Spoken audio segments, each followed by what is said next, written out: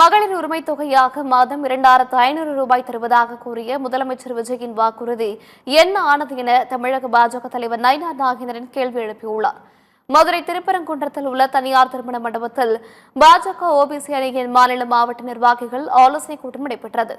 கூட்டத்தில் பங்கேற்று பின்னர் செய்தியாளர்களை சந்தித்த தமிழக பாஜக தலைவர் நயினார் நாகேந்திரன் பாஜகவை எதிர்க்கும் அணிகள் ஓரணியில் திரள வேண்டும் என்ற எதிர்க்கட்சிகளின் கோரிக்கைக்கு பதிலளித்தார்.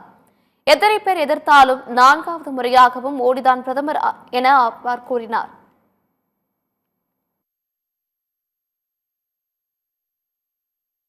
பாரத நரேந்திர மோடி அவர்கள் இன்னைக்கு உலகத்தில் மிகப்பெரிய தலைவர்.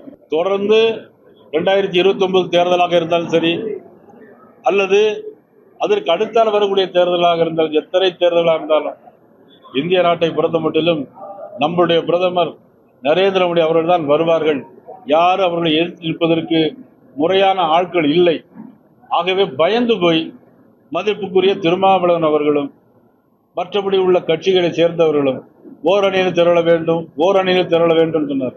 நீங்க எத்தனை அணியில வேணாலும் திரண்டு போகலாம், ஆனா பாரதிய ஜனதா கட்சி ஆட்சிக்கு வருவதை யாராலும் தடுக்க முடியாது. இந்த அரசு நிறைய ஆட்சிக்கு வருவதனால நிறைய அறிவிப்புகள் அறிவிச்சாங்க. ஆனா இப்ப என்னன்னாக்கி 2500 கொடுப்பேன்னு சொன்னாங்க, பட்டதாரிகளுக்கு 4000 ரூபாய் கொடுப்பேன்னு சொன்னாங்க. இதை எதையுமே செய்யல.